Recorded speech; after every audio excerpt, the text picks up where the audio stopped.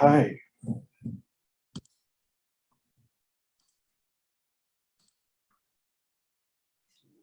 Liking this.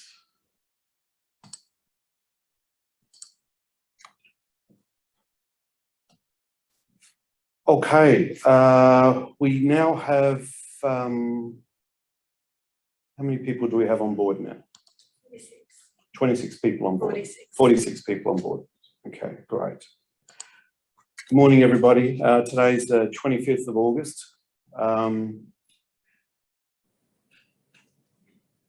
Today's forum, to be clear from the get-go, is not a celebration by any means of government funding that arrived. You know, we understand that many businesses will be struggling with what was released last Friday as a joint announcement by NT and Commonwealth Government. And we all know on this call it's not enough to help and to even go as far to help some of businesses in dire need of support right now. You know, as a bit of background to this, in May for most businesses, even those traditionally reliant upon international markets, they were seeing forward strong bookings from southern and eastern states. Some businesses were saying this was going to be a year better than 2019. Then in May, Melbourne dipped into a lockdown, followed by Greater Darwin's first lockdown, the five-day lockdown along with Alice Springs. Then Sydney, which has now become New South Wales, and then Melbourne, which has now again become Victoria. Consequently, we've seen over $1 billion worth of bookings cancelled or not materialise, as it would have in the same period in 2019. Tourism Top End and Tourism Central Australia, along with other organisations such as NT Guided Fishing Association, has been advocating to both the NT government and federal government that more needs to be done. Certainly since the end of JobKeeper, government decisions around Australia, or lack thereof, have led to businesses having to lay off long-term staff, close or practically shut down their businesses in order to survive. Your associations, if I could say, are very focused, both Tourism Central Australia and Tourism Top End. We both share a very strong view that there needs to be a staff retention subsidy to be maintained. And businesses also need more assistance around their fixed costs, such as mortgages, lease, insurances, and other big fixed costs. Equally, government needs to put in a moratorium on government charges. You know, this was acutely felt, as pointed out by Blaine, the chair of the NT Guided Fishing Association, that the guided fishing sector recently found that fisheries were demanding that licences be paid in full, despite there being no customers, especially for our extended guided fishing tour operators. Equally, touring operators and business event operators have had no support from rounds 1, 2 and 3 of the Territory Tourism Vouchers. And these are the businesses that the Tourism Survival Fund is in particular focused on. Today, we're here to discuss the two packages that are announced. We're here to unpack what it means and how to go about it, and then how to go about it. And then we're here to seek answers and take questions on notice for those that there's no apparent answer right now. We can also see that there's some businesses already that are close to the criteria laid out by the NT and Commonwealth governments, but they're not exact to it. So we need to work our way around that. Today's a joint meeting held online with Tourism Top End, Tourism Central Australia, and I acknowledge and Daniel Rochford, CEO of Tourism Central Australia, is on board, and also NT Guided Fishing Association. Blaine Simmons, the chair of the Guided Fishing Association, is on board as well. We're also joined by what I like to think of two solid business practitioners, who we're really grateful to have them in government on the side of our tourism industry. These are people who in today's world are bureaucrats, but in fact they're people who've run their own businesses before, their own successful businesses. They understand intrinsically the need of maintaining cash flow, what does a balance sheet look like, and what it takes to keep a business looking good, but genuinely working, keeping staff employed. So today, to assist us with unpacking what is available in these packages and to have questions answered, we've got Andrew Hopper. Andrew is Deputy CEO of Tourism NT, and Valerie Smith is Acting Executive Director of Industry Development at Tourism NT. As we know, Tourism NT is part of the bigger agency, which is the Department of Industry, Tourism and Trade, which effectively has three ministers, being Paul Kirby, Natasha Files, and Nicole Mannison. We also know that what we're going to talk about today, these two packages were developed between the NT's Treasurer, who's also Chief Minister Michael Gunner, and the Federal Treasurer Josh Frydenberg. This information session today has been created to help eliminate any questions you have around the Tourism Survival Fund and the Visitation Reliant Small Business Support Program. That's certainly the mouthful. You're welcome. Today's meeting, ladies and gentlemen, for everyone on board, and so that we can have a great sense of the ability to share in confidence. Today's meeting is held under Chatham House rule, wherein participants are free to use the information received. But please, neither the identity or the affiliation of the speaker or any other participant may be revealed. This is particularly important for any of our media friends who may be on this call today, or anyone who's looking to speak out publicly at another point. This gives us the ability to share in confidence and to genuinely answer these questions. So I ask that we all respect that. Andrew and Valerie here today present themselves as our representatives in government to help us walk through these funding packages, answer questions again, and take those questions on notice where there's no answers available. They've been working on this for months. It was apparent back in May that things weren't going to go well. They've taken input from a range of business owners across the Northern Territory. They've also taken on board the input from Tourism Top End and Tourism Central Australia. So again, ladies and gentlemen, it's not a celebration of the government funding's arrived to solve our visitor economy's problems. This is a break down what was released last Friday in the joint response by the NT and Commonwealth Government. So I ask that all in this session use this to understand what it is and ask questions respectfully. Now, to walk us through that, I'm going to throw it to Valerie Smith to give us a bit of an update. And I think probably the best part to start is, where's the information available? Because we have had some people saying, what is it? How do I find out more? So I think if we start there, then we have a range of questions already submitted where we'll be able to walk through those. How do we feel about that one? Sounds good, Glenn. So I guess the easiest way perhaps to find the information about the industry support packages is start on Tourism NT's website, so tourismnt.com.au. Under the latest news area, you'll see a article about the tourism industry support with a lovely picture of the big red bus to help you find it. On there is information about the programs. There's three in particular. So there is the lockdown payment support as well, the Visitation Reliant program, and then the Tourism Survival Fund. A link on each of those, which will take you through to a section where you can get the terms and conditions. They're all available online now, and applications are open as of this morning. Great. Okay, so that's where the information is, and what I'd also let people know is there's been a range of questions that have already been submitted, and I think we'll work through some of those now, which are really important. And equally, if you think of something, a question, feel free to use the chat. I'd ask respectfully, so that we can take down that which is what questions are put there. Hope to answer them in this session and get back. So, you know, we're working through this all together. So I might throw to Andrew Hopper. Yeah, thanks, Glenn. And thanks everyone for being online. I just thought I'd start, there was a question related to international travel, inbound travel. And so I was part of a workshop yesterday, or a forum yesterday, staged by ATEC, and Minister Tian was on there speaking, as were a number of other people involved in looking at the recovery of international tourism. And I think it's fair to say that it was quite a positive meeting, but you know, the reality is, I think for the Northern Territory, we have to be realistic, and international travel is probably going to be, we will probably see it if it all goes to the way everyone thinks it will. I think that's going to be post our peak season next year. There's a reality of we've got to get our own domestic house in order, in effect, and there's certainly talk of bubbles, and that's really pleasing. But as many people on this call would know, the key markets for us have continued to be our traditional Western markets, so you know, the UK, Europe, and certainly the US, and each of those countries are looking at bubbles between themselves. but we need them to be all very much open and deemed appropriately accessible at a federal level before we're going to see real change there. So I think realistically, and this is my personal view from reading all the information, I think that's when we're looking at it. And I'd love to be really positive as the conversation was that we'll start to see bubbles, at the end of this year, early next year with places, like, Pacific Islands have been spoken about, Singapore's been spoken about, Japan's been spoken about.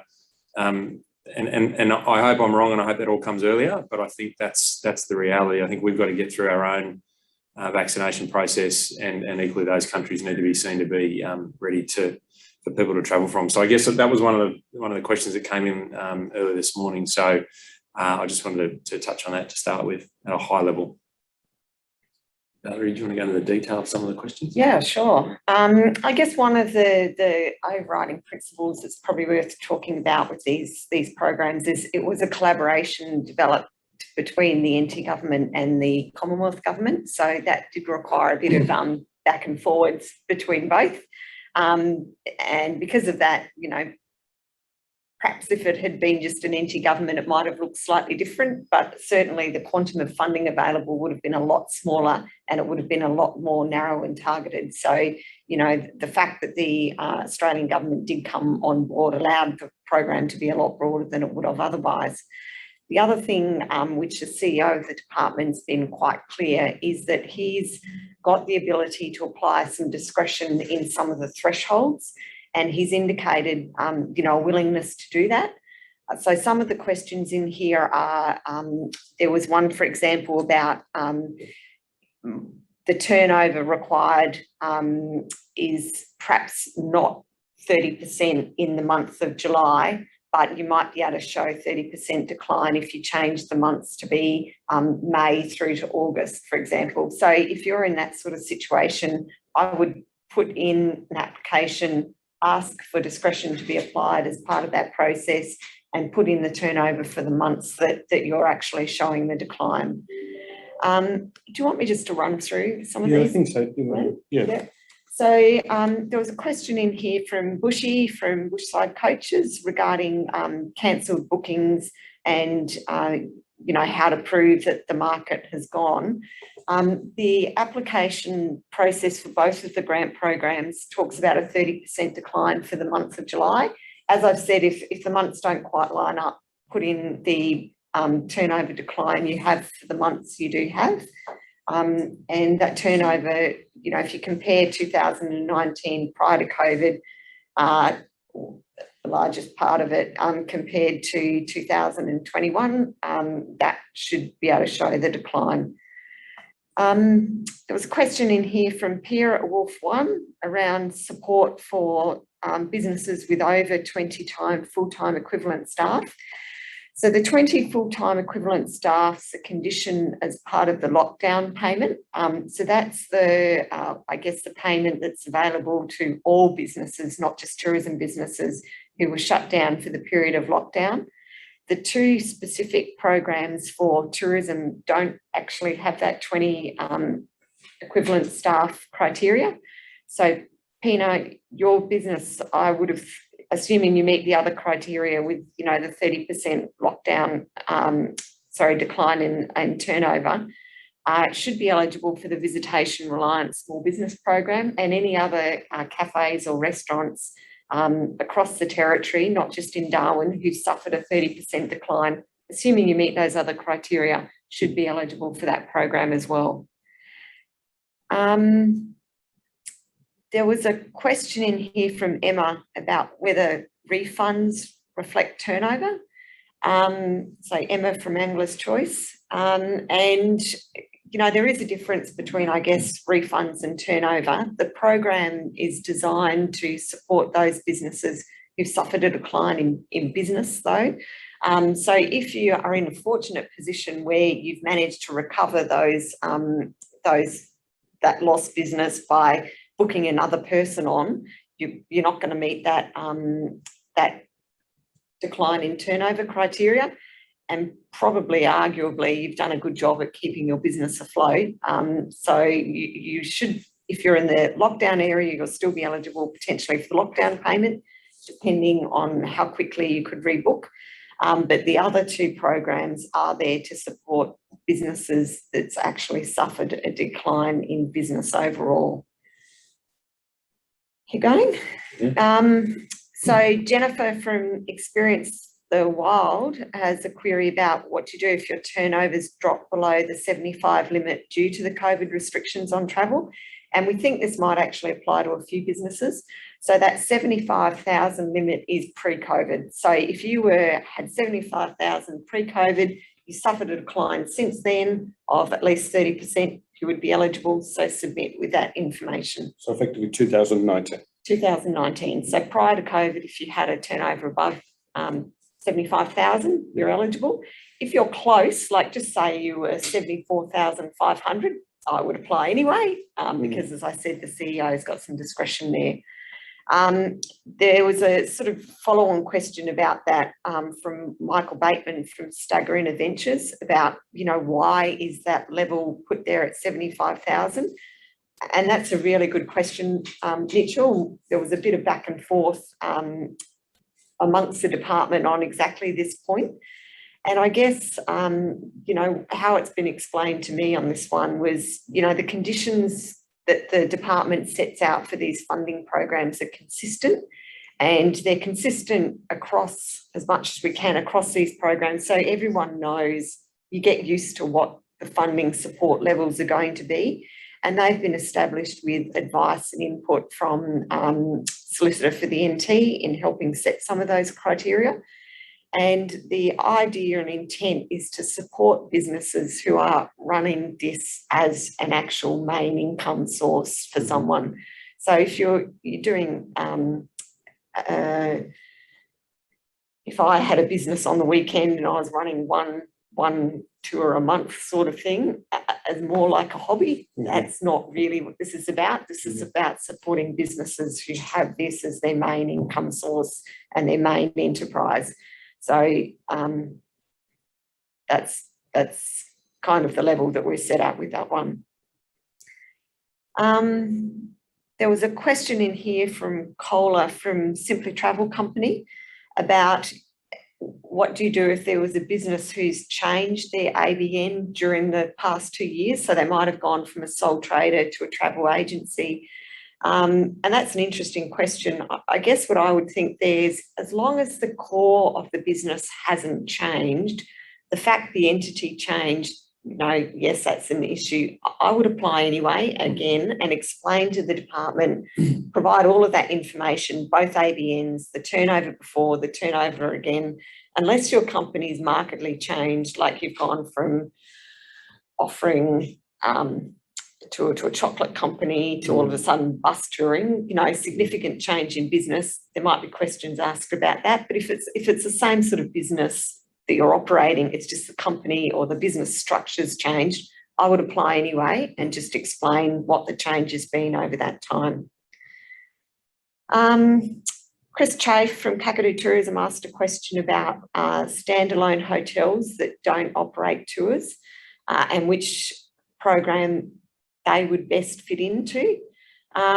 Chris, and what I'd say there is the Tourism Survival Fund is really quite a targeted program, and it's going in targeted to help support those businesses in particular that didn't do well through the tourism voucher scheme.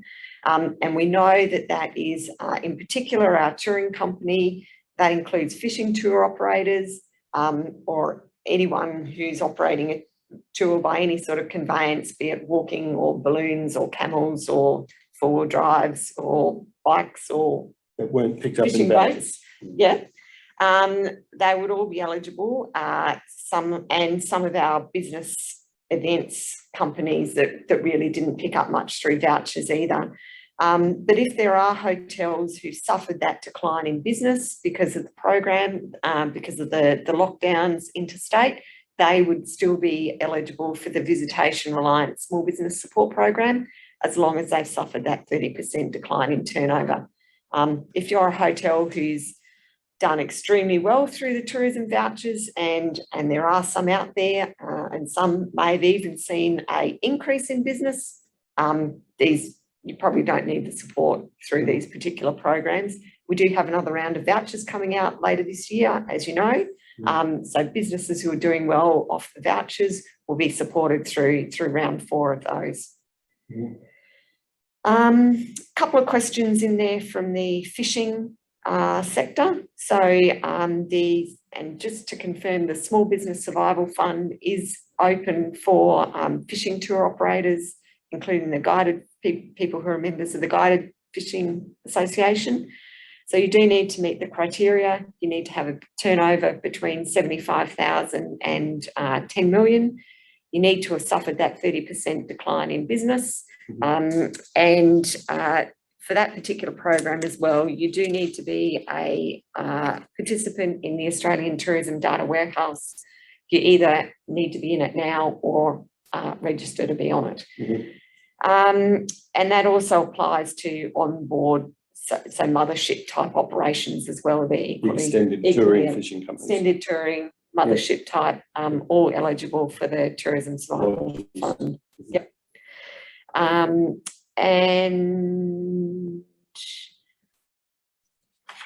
I think the final question we had in there was from Helen Martin from Banu regarding what support might be eligible or for businesses who are outside a lockdown area that have suffered because of restrictions on movement into that area, be that due to NLC permits, or equally it might be that you really rely on people coming through Darwin, and obviously no one could travel out of Darwin.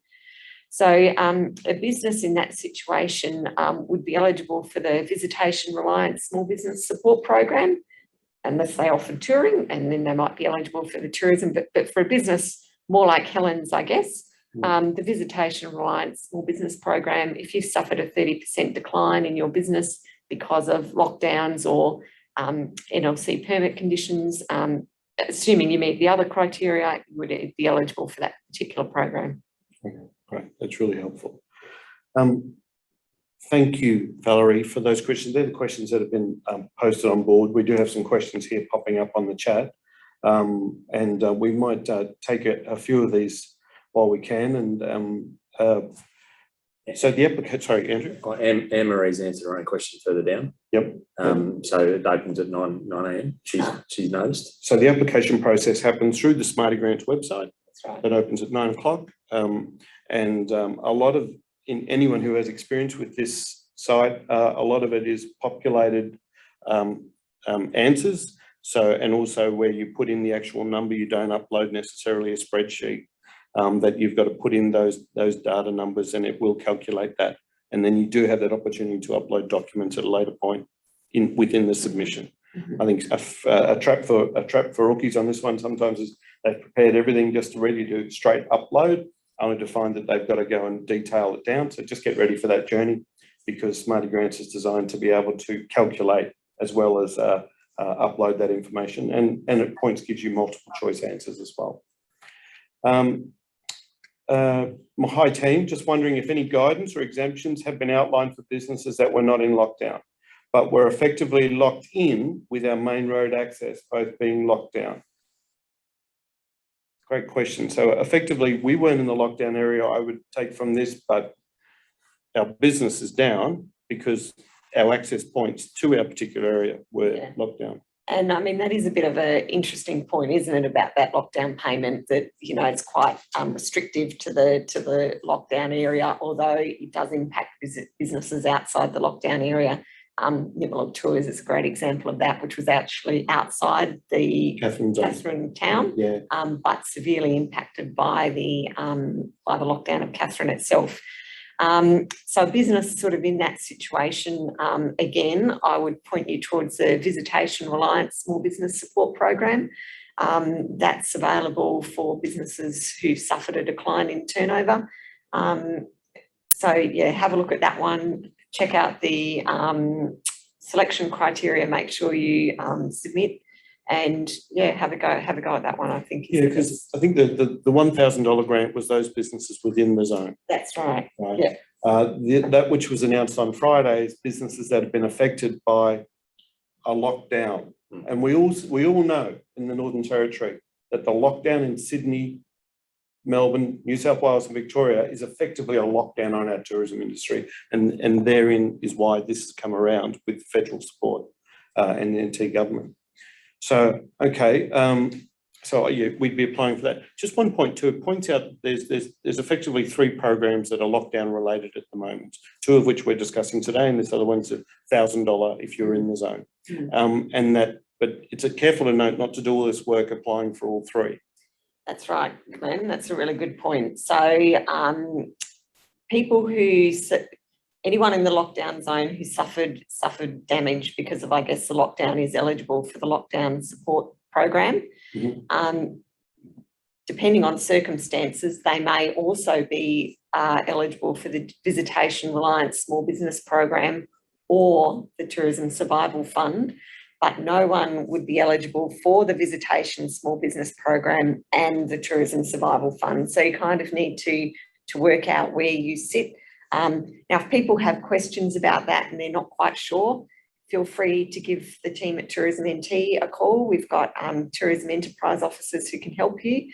The department also has small business champions who you may know, your champions, so feel free to give them a call.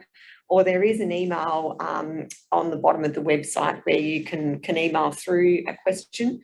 I have spoken to the team who's managing this though, and if someone accidentally applies in the wrong scheme, we're not going to reject you outright. We'll probably just work with you and move you into the one that you should be in.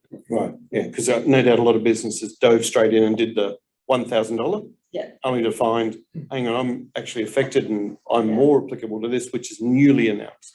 That's right. So a business and there may be some businesses who've already got their lockdown payment, and that's great.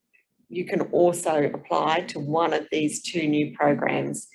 I don't know whether we have anyone in the arts sector on board, but there is a support program specific to the arts sector.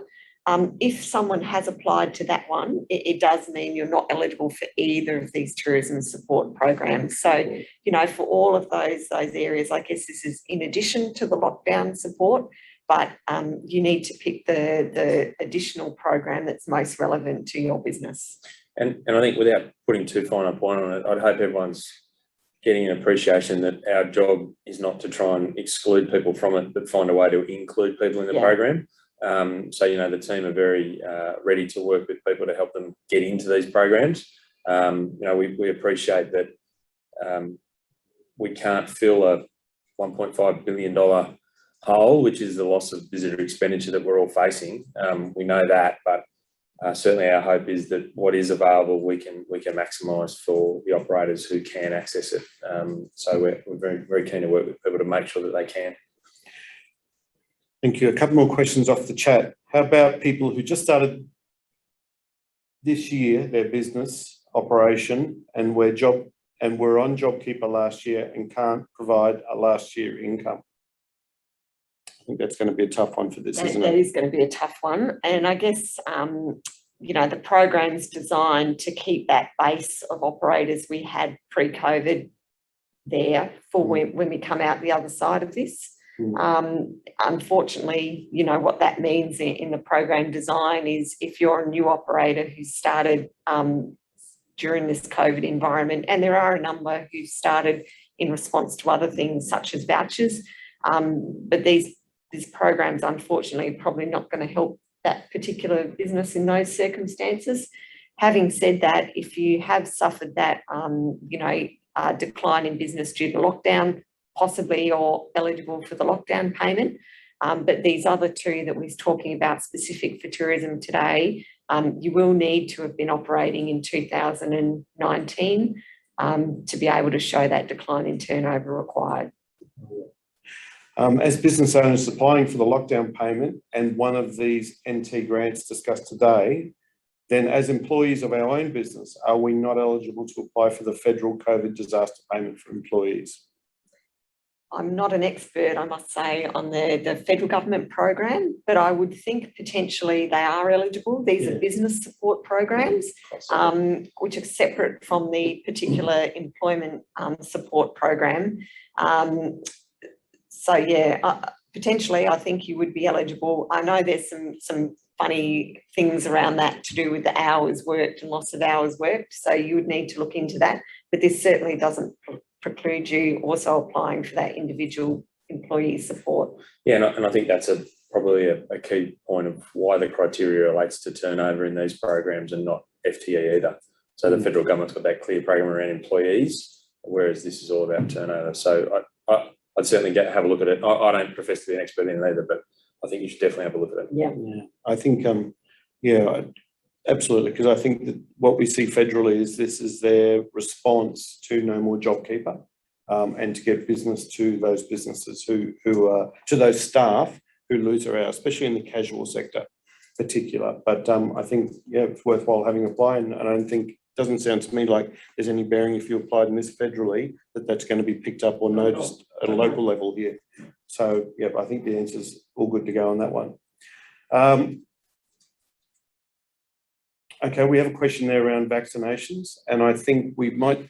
So, I mean, I'm happy to talk to that, not on behalf of the Northern Territory government, but just in terms of the briefings we've been getting. If I might just ask, I'll ask the question, what is the government mandate moving forward when 70 to 80% of the population is vaccinated? That's the question we're talking about. Sorry, Glenn. Yeah, thank you. So look, I think that's pretty clear what's being discussed federally, and the view that nationally we need to buy into that. Certainly, the talk is that December we should be at that 80% mark.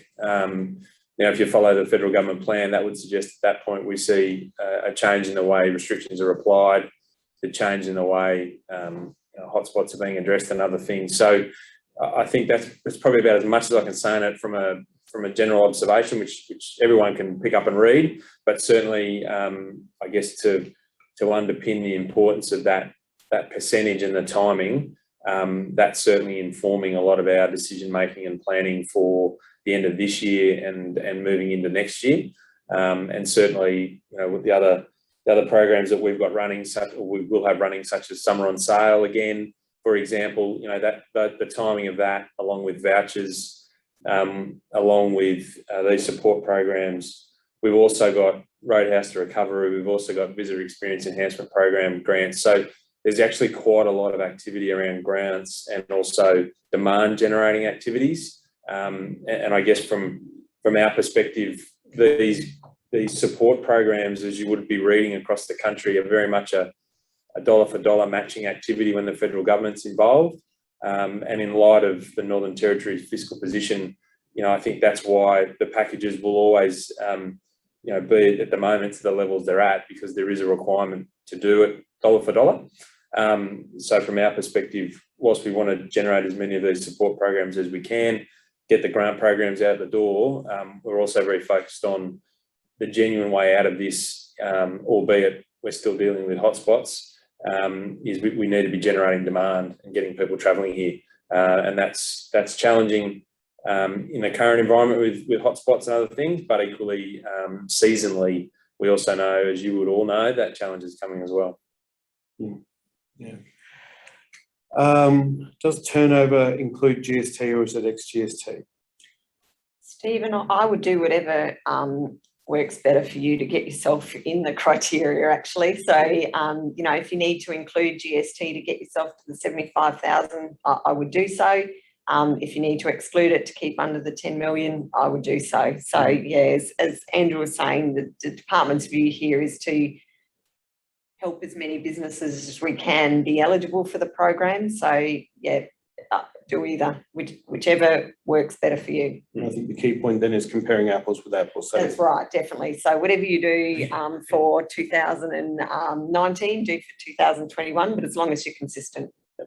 I think we've seen, and we haven't seen come up, but in the emails and the calls we've had a lot of questions around the bookings cancelled versus the business realised.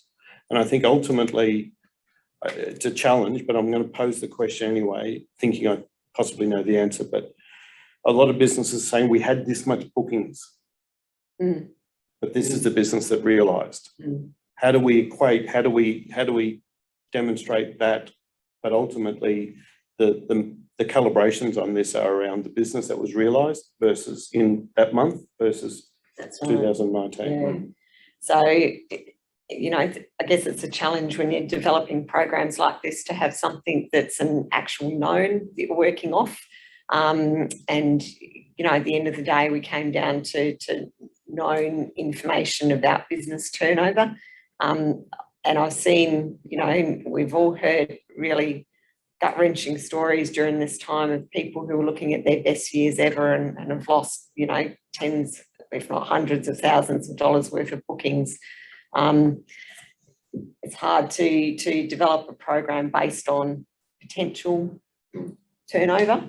So we've had to go with actual turnover. But as I said, you know, if we've gone with the month of July for ease and convenience, I guess, we were trying to make the program as simple as possible, one, for businesses to apply, but also for the people who are administering the program so we can get the money out the door to businesses who need it as quickly as possible. So if the month of July doesn't work for your business and your particular circumstances, pick months that do work or groups of months and provide us that information. So it's not just restricted to July on July in terms of... No, so as I was saying, we picked that because we were thinking that's probably the month that's going to have most bite for most businesses. But if it doesn't work for yours and you suffered most of the decline, let's say from May through to even we're nearly at the end of August, if it was May through to August where you're showing that decline, give us those months instead. Okay, cool. And that's, I think, really important, because I think a few businesses were caught up by is why have we just chosen July? And you've given a great reason, because clearly for most businesses, that's the one that would have been hardest hit by what's going on down south. And I think the other thing too, to be practical, the advice we were getting was initially we were looking at a broader window, but the broader window didn't neatly fit a financial quarter. And the commentary was it'll make it more difficult for businesses to report on what is not an exact quarter. But we were very conscious that July was probably the month where we saw the most, where businesses would see the most impact. So we curtailed the duration to July for that reason, to hopefully make it easier for businesses to be able to pull the data, but equally still reflective of a timing of impact. So to Valerie's point, you know, there was consideration of a broader time frame, but we ultimately felt on advice that it was easier for businesses to pull the data on a month versus an elongated quarter. Okay. What are your we have one more question here. Will there be a continued push for support on half-price flights from state or federal government to encourage tourism to the top end?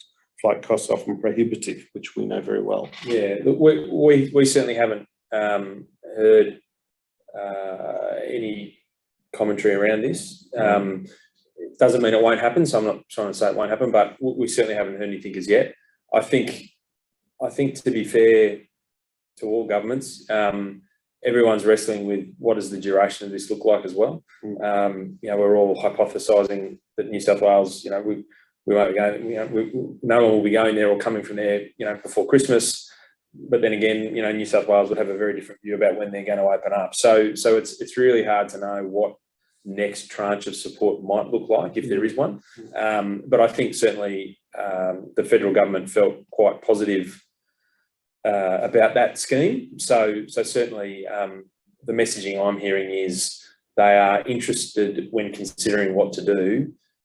What can they do using schemes they've already used and understand and have been able to develop. And I guess that's about speed to market. So, you know, certainly that may come to pass, but at the moment I'm not hearing anything.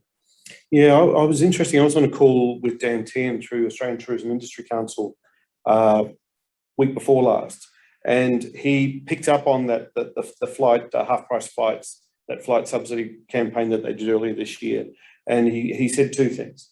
One, borders were at a point where they could do it knowing that they had a foreseeable, albeit a short-term window where the country was good to travel again, and we're not in that place at the moment. And he also pointed out that it was about, yes, getting people incentivized to travel, but also creating confidence to travel again, which they wanted to point out was something that was missed in this process. And I get that to a degree, but I think the other thing I got from that conversation with him and subsequent things that I've seen is that federally, they're certainly looking for an understanding of what's happening in New South Wales and Victoria before they move to the next level again. And I think that's the real challenge. And I feel that our message has been heard from the Northern Territory, that a lockdown in New South Wales and Victoria is effectively a lockdown here in the Territory tourism industry, as it is for Queensland, as it certainly is for Western Australia as well.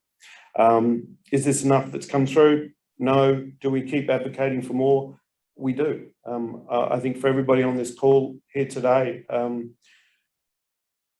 your businesses, through no fault of your own, have been dramatically affected in order to keep our community safe, but also on decisions that are made out of the hands of Territory by decisions made in southern states as well. So, and decisions made at a federal government level.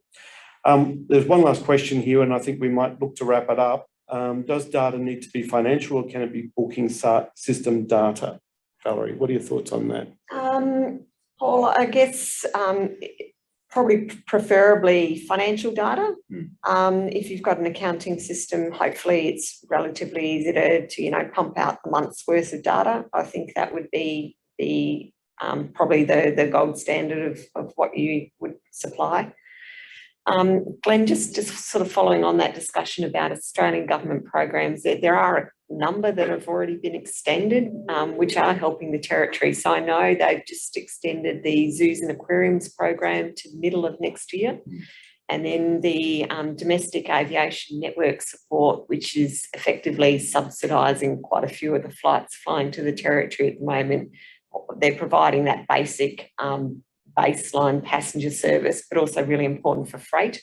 So there's a number of those that are supported, and that's been extended up till the end of this calendar year. Okay. So it's an interesting position the federal government's in, I guess, where they've, it's very hard to wind back that level of support until we've got the demand and the confidence back in the market. Yeah. And that reminds me too, we had a question around travel and tour operators. The Australian Federated Travel Agents Association, they also have a scheme they're managing on behalf of the federal government. So if you're a tour business, not a touring operator, but a company that wholesales tours or is a travel agent, I'd look towards the AFTA website to see the continuation of those federal programs there as well. We might, sorry, Andrew. Can I say just a couple of things? Yes, please. Sorry, I just thought I'd take the opportunity just to, in terms of the Roadhouse to Recovery grant, that closes on the 30th of August. So just anyone that's on the line involved and eligible for that, please, if you are interested, make sure you're getting your application. And equally, the Visitor Experience Enhancement Program grant closes on the 30th of August also. So please, if you're wanting to apply, please do. Typically both have been heavily oversubscribed. We do have a very good amount of applications either submitted or underway. So please, again, get those in.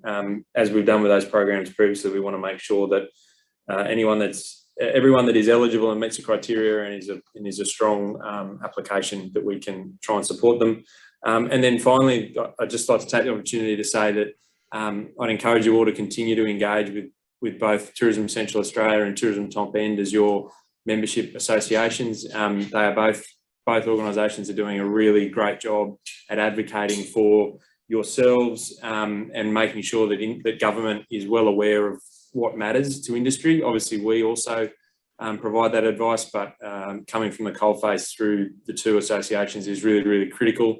So please keep liaising with Daniel and Glenn on that one.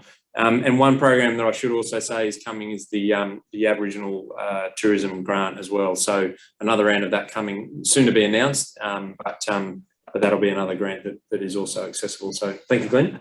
Thanks, Andrew. With that, we've got some more links that have been dropped in the chat. I would like to thank Valerie for your time, the enormous amount of work you've put into this, and also for taking on these questions today. I know that this will stimulate thoughts for more questions when they come through. Andrew Hopper, your leadership, as always, been fantastic. And thank you very much for coming along today. I'd like to thank Daniel Rochford, CEO of Tourism Central Australia, and also Blaine Simmons, Chair of NT Guided Fishing Association. Thanks. This has been a really, it's always terrific to be able to collaborate with other groups, other associations, and always to be collaborating with Tourism NT, who ultimately are our greatest advocates in government for the benefit of all businesses in our visitor economy. So applications started 18 minutes ago for these two that we're talking about today. So thank you, everybody. We will keep trying. There more needs to be done in this space. As Andrew said, please reach out to us if you've got any questions or you've got any other thoughts. Thank you very much.